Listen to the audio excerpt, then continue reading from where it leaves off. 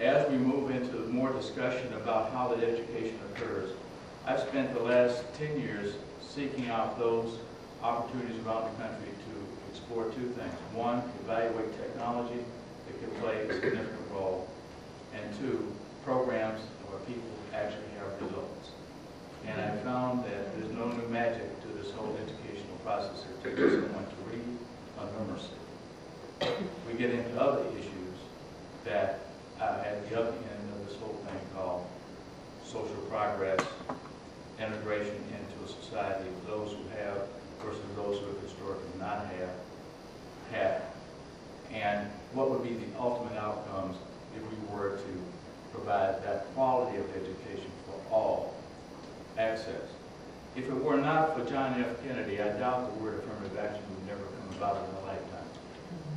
Most people are not aware of the executive order that he issued for the government, which started the process. They've heard of Richard Nixon's 11246, but not John F. Kennedy's.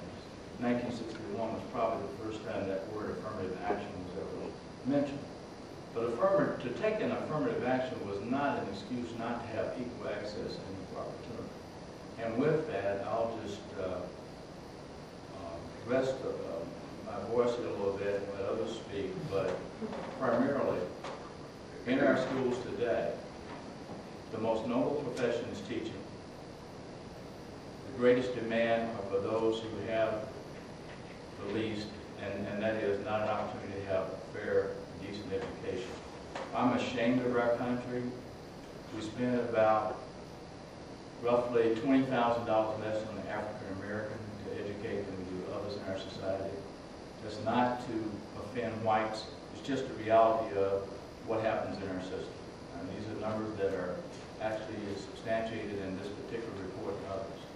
So with all the negatives there, up-and-coming new teachers are going to be going into districts where you're going to have AYP, leave no child behind. The most critical thing will be what skills you bring to that environment to work with the students that will be assigned to you. And the greatest reward you will have is after 20, 30 years of career in education, to see the many generations of kids that have gone on to do quite well. Now, if somewhere along the line your career does not progress in a fashion that allows you to participate in those schools, not only will the schools lose and you will lose, but the next generations will have nowhere to go from. There'll be other discussions like this discussion today. I don't know all of that, primarily because I'm the elder in the room. That's become very clear here. And I always who I am. And sorry to say, when you talk about services, I normally introduce myself as Georgette Norman. And I grew up under government-sponsored terrorism, which was segregation. Because that was the time. And I'm going to say that because the people in churches define racism for a moment. And I'm going to give the definition that people listen to uses, because it makes it very clear. And it is race prejudice plus power. Race prejudice plus power. Power being access and control sanctioned by law.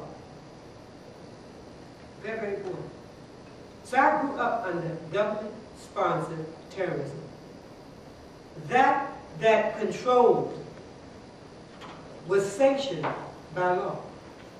People decided what I did, when I did it, and how I did it.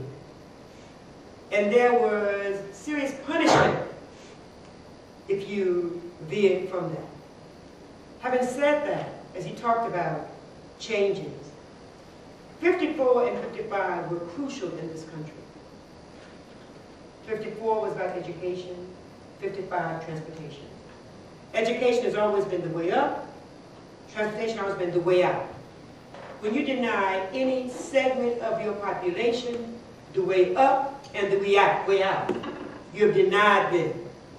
I have never subscribed to this thing called second-class citizenship. You are either a citizen or you're not. When you start dealing with, well, we're second class and you have third, no, what is this? It's about an is. This becomes very, very, very, very important. When we talk about the idea of education, I had an excellent education. I grew up where excellence was everything. It does not mean that I think Beverly is excellent. Mediocrity was not the goal. Failure was not an option. Our lab school was not air conditioned. You know, we had heat, but it still got a little chilly. It was the first building built on the campus. You know, so it was like, you know, and yet we learned to read. My ancestors, under a tree, not even a building, and they learned to read. Let's not get caught up in the distractions. We can't do this because we do not have. You know, can't and impossible should be deleted from the dictionary. Because we get caught up in them, and therefore they become distractions and excuses for what we cannot do and also why we don't do it. So I think that's extremely important to kind of understand that piece. Also, we begin to look at the idea of the period. You mentioned, so that's what I get back on. I grew up, and I remember, because I was here on the planet, my parents were actually involved. The issues in the 50s was getting back the right to vote. Let me understand that. 1877, it was all over. White folk were not sending black folk to Congress. Okay, so it's very clear that black folk were voting. They were engaged in a process because they saw that as a product. What happened later on, and we never talk about this, is in the 70s, black folk again voted, and things changed. They saw a product.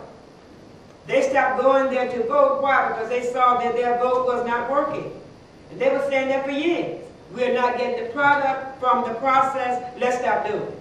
Nobody believed it. Till we started having them hanging chads and pregnant chads. They said, oh, wow, maybe the black folk were right.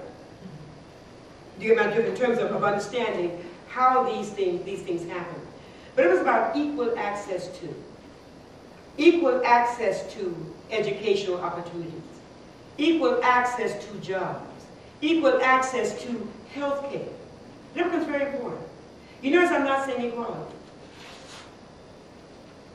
You wear glasses. How long have you been wearing? Over 6 years. Over 6 years. How long? Like 15 years. Okay. How many of you have on contacts? I came into the world as an air breather with bad eyes. The universe saw that I'd not be equal. Operation at 2, glasses from age 4. It's called equal access. So naturally, I don't have 20 twins. But with these lenses, I'm as good as you. That was what it was about. It was not about being together, sitting together, doing anything. It was about having equal access to do whatever I wanted to do. To get the terrorism out of the way. And when I'm talking about the justice, it's always about this. To me, it's about a fair and equitable society.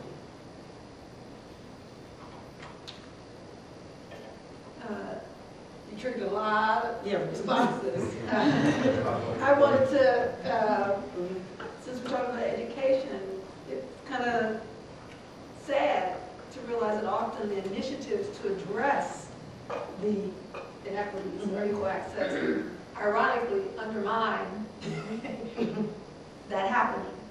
And going back to Brown versus Board of Education, they didn't ask for integration, they asked for desegregation.